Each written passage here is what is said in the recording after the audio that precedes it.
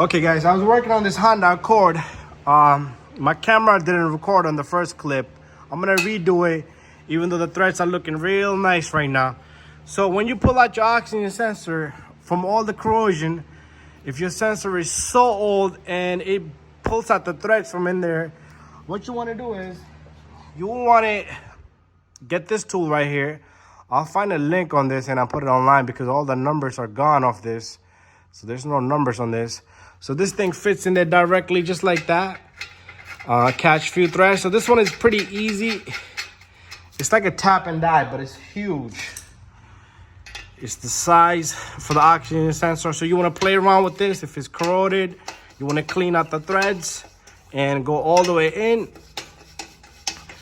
Back and forth, back and forth. If you want to throw some WD-40 there, it's all up to you, but not required. And that's it. That's all you need to do there. And then you remove this little guy.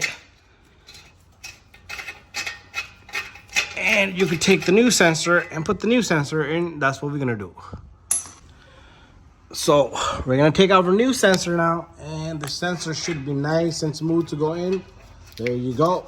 Perfect. Bada bing, bada boom. Okay, that's how you're gonna repair the threads of the oxygen sensor port. And I'm gonna lock this up with the 22 millimeter, and I'm gonna connect the sensor. That's it. That's how you're gonna fix the threads. Thank you for watching my video.